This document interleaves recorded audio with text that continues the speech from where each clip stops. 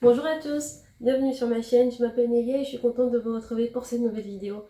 Alors dans cette vidéo, ça va être une vidéo story time, mais bien avant de commencer, en fait, voilà, là je m'en mêle. En fait c'était censé être une vidéo story time, et avant de faire la vidéo, j'avais prévu de me faire mes ongles, mais bon, là ça va être un peu juste parce que j'ai pas le temps. La lumière est en train de descendre donc je vais profiter pour vite filmer. Je pense que je ferai mes ongles une prochaine fois parce que là je suis un peu crevée, je suis rentrée il n'y a pas longtemps. Je me disais qu'il fallait que je fasse une vidéo. Donc du coup je vais faire mes ongles plus tard. Ce sera... Enfin, je le ferai plus tard, peu importe. Pour ceux qui sont nouveaux sur la chaîne, n'hésitez pas à vous abonner et à activer la petite cloche de notification, très important. Parce que grâce à l'activation de cette cloche, vous serez mise au courant de mes prochaines publications. Et ce sera une story time du coup.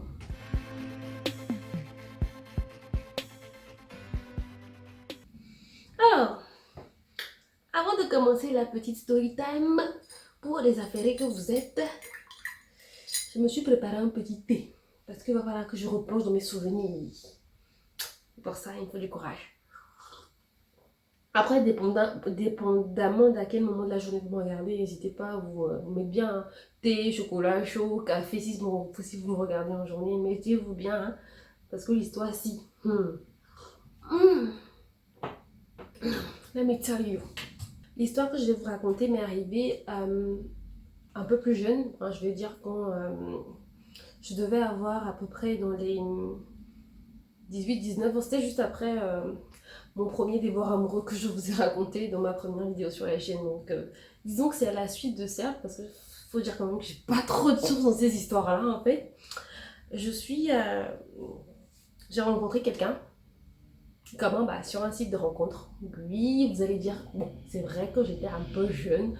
Moi, quand j'étais pas jeune, c'est quoi? J'avais 18-19 ans déjà, en fait. À l'époque, enfin, il y avait un mouvement de sites de rencontre, en fait, dans mon pays. Donc, du coup, c'était un peu un phénomène de mode, il y avait des sites et tout, les gens s'inscrivaient. Donc, du coup, je me suis inscrite sur ce site. J'ai rencontré un mec avec qui je me suis mis en couple. C'était pas des histoires de passage. Donc, je l'aimais bien et tout, on s'est mis en couple. Et, et en fait, on était dans la même université, mais on était dans des facultés différentes. Donc, on était très très proches. C'était très fusionnel dès le début. Il était très gentil. Donc, je l'appréciais énormément. Et à l'époque, il faut savoir que j'étais très capricieuse. J'ai une fille assez capricieuse. Maintenant, je le reconnais parce que on va dire que je suis devenue un peu plus adulte, un peu plus mature maintenant.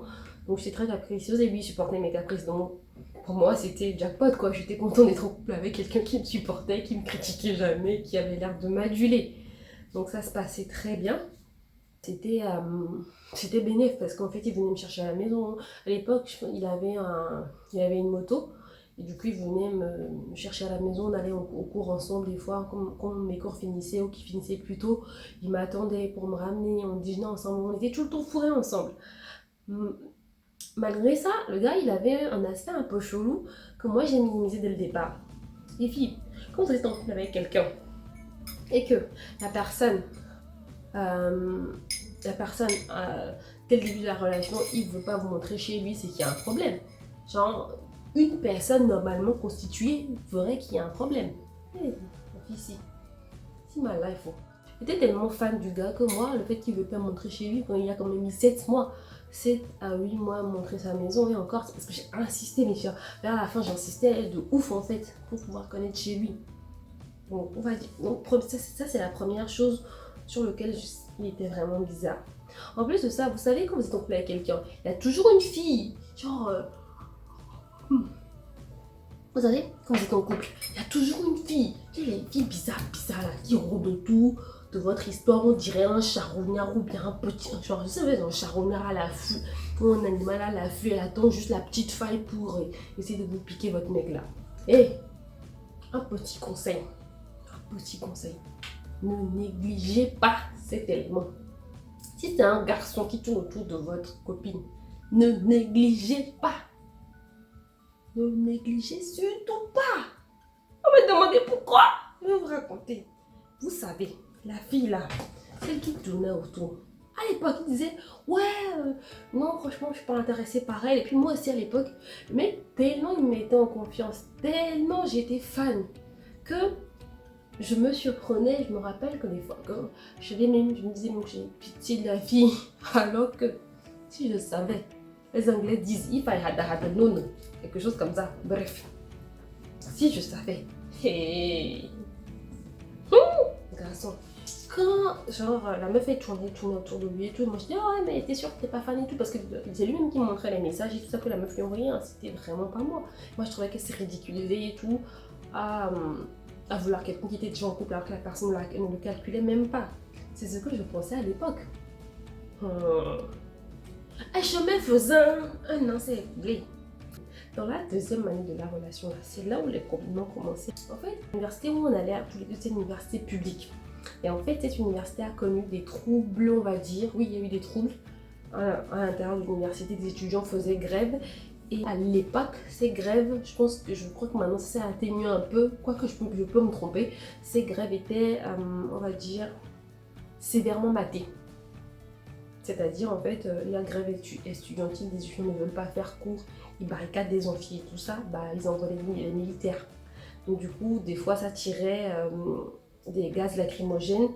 Dans les cas les plus graves, ça tirait des balles réelles, mais à moi, à mon époque, c'était des gaz lacrymaux. Mais le problème, c'est que le lacrymo, bah, les militaires, ils tiraient pas en l'air, en fait, pour disperser la foule. C'était plus ils shootaient les gens carrément avec, quoi. Alors, limite, tu pouvais te prendre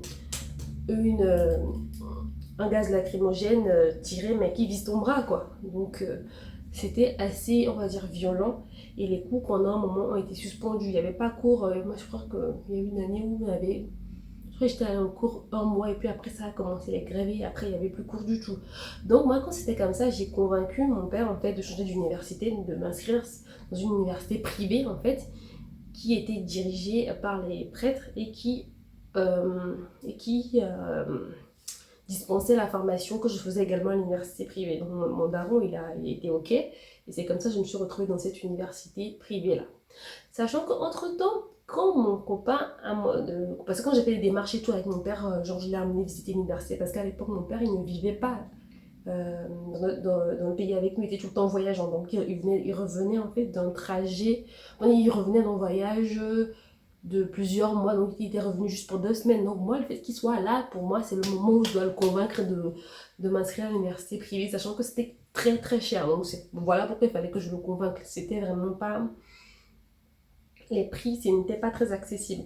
Donc quand je faisais ces démarches-là, je n'en avais pas parlé à mon copain en amont. J'avais fait les démarches toute seule et tout, et quand mon père a dit oui, ouais, ok, pas de problème, on va t'inscrire pour le second semestre là.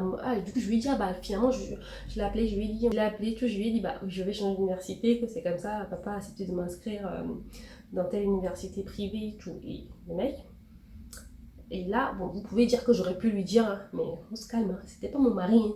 C'était juste un petit ami, attendez. Comme moi, je lui dis que c'est comme ça, mon papa va m'inscrire, mon papa m'a inscrit dans cette université, que du coup, j'allais y aller. Le gars, aime ça.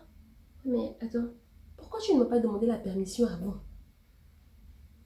Vous avez bien entendu, pourquoi tu ne m'as pas demandé la permission avant? Que j'en peux pas changer d'université avant, tu aurais dû me le dire, j'ai mon avis à donner. N'importe quoi, attends, non. Non, mais on voit le fac.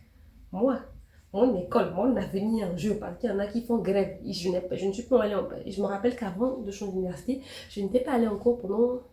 On n'avait pas eu cours pendant 6 à 7 mois parce que c'était des grèves sur le long terme. Donc les profs ne voulaient plus venir enseigner parce qu'ils avaient peur de la violence, parce que les militaires, quand ça arrivait sur le campus, ça tirait partout. Genre ça ne distinguait pas le professeur de l'étudiant. Tout le monde en prenait pour son grade, tout ce qui était présent. Donc du coup, je fais, non, mais moi, quand j'ai l'opportunité de sortir de ça, hein, d'avoir, on va dire, enfin la possibilité d'avoir un avenir, d'avoir ma licence, parce qu'à l'époque, j'étais encore au niveau licence, là, d'avoir ma licence. Au lieu d'être heureux pour moi que, au moins toi, comment on l'appelle? Heureusement, ton papa a refusé, ton papa a accepté de t'inscrire là-bas. Moi, ce qui m'a étonné, c'est que, au fait, au lieu d'être d'accord, au lieu d'être heureux pour moi, en fait, parce que j'allais à cette université, le mec, il semblait plus Ouais, énervé, ce qu'il m'a dit, c'était plus de l'énervement parce que moi je veux pas dire, ouais, il était énervé en fait, parce que selon lui, moi j'aurais dû lui demander la permission avant d'aller avant de changer d'école. C'est une blague en fait. Donc du coup, il m'a saoulé parce que, sans vous mentir, le jour-là, Jérôme, que je lui ai dit, tu sais quoi, toi et moi, c'est over, c'est fini. C'est comme ça que ça s'est terminé là. Et après avoir rompu avec lui, on est quand même resté en contact. Moi, je suis à l'université privée. Je me concentrais à fond sur mes études pour avoir ma licence dans les temps et tout ça, et tout, et tout, et tout. Et lors de ma dernière année de licence, j'ai trouvé du boulot dans une structure dans laquelle il travaillait également. Moi, j'étais pas forcément au courant. Donc, j'avais 2h30 de boulot par semaine, non, 2h30 fois 2, donc 5 heures de boulot par semaine, donc répartis sur 2 jours. Donc mes horaires, ça je faisais du 17h30, 20h à peu près. Et en fait, le mec il restait à la fin de mes heures pour pouvoir me parler, m'inviter à prendre un pot, à manger un bout avant que je ne rentre chez moi. Donc, ouais, bah, pas de problème, moi ça ne me dérangeait pas tant que ça. Parce que voilà, j'ai rompu avec toi, mais je te déteste pas pour autant. Je sais pas si vous voyez. Donc du coup, oui, enfin, on mangeait, on se voyait et tout et tout. Et en se voyant et tout, bah, il s'avère il m'a dit, il m'a confié qu'il était en couple, qu'il avait une copine. Et moi j'ai voulu savoir qui c'est. Et là où ça devient intéressant, vous vous rappelez de la fille dont je vous ai parlé, qu'il ne faut pas négliger, vous avez celle qui tourne toujours autour de la relation, quand vous êtes en couple et tout, qui dit à ton gars, t'es jolie, tu as passé une belle baisse aujourd'hui. Le genre de fille là, celle-là, le gars il s'est mis en couple avec. De toute façon, il y en avait une, moi je la minimisais, mais c'est une erreur à ne plus commettre, en tout cas.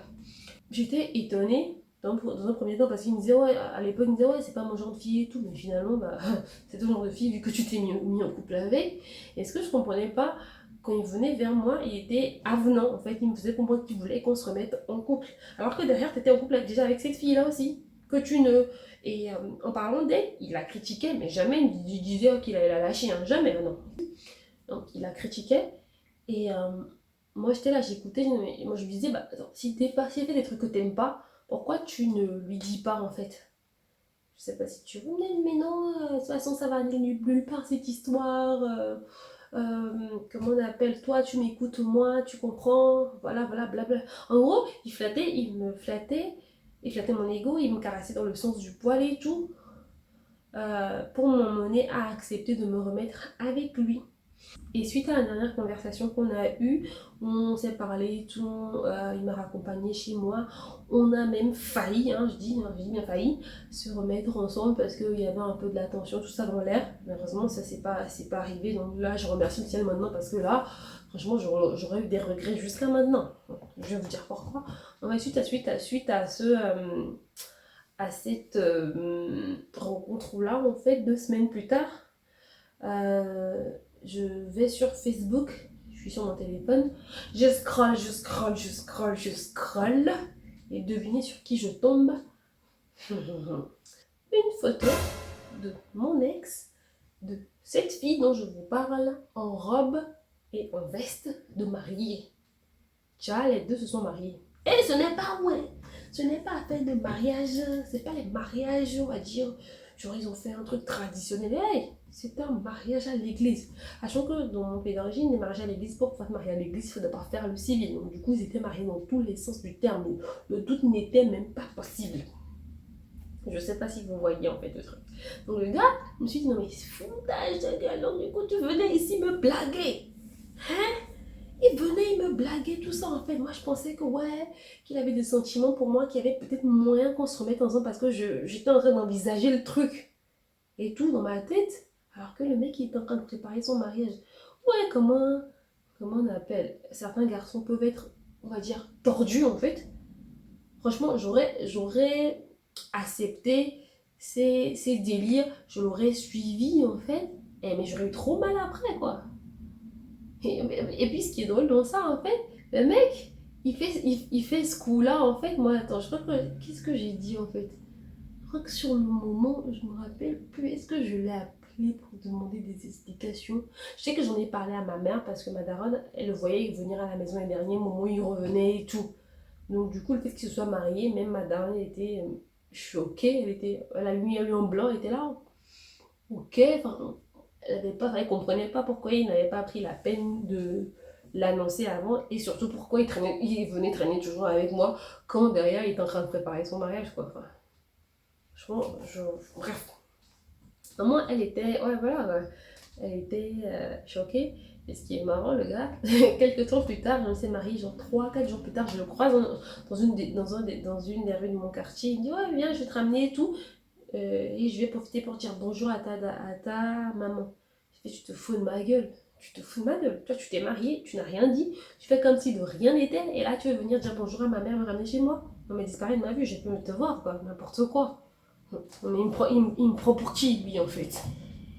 Et, et là où l'histoire pique encore le plus, c'est que, après cette altercation, on va dire, moi, peut-être 3 jours, même dans la même semaine, quoi. Je le recroise, en fait, dans pas au détour d'une rue, cette fois-ci sur la rue principale de mon quartier, parce qu'en fait, je vous explique, mon quartier, en fait, on habitait pas trop loin l'un de l'autre, et en fait, pour aller au centre-ville, il devait passer par mon quartier, donc il y avait moyen que je le recroise à nouveau, donc je le recroise cette fois-ci.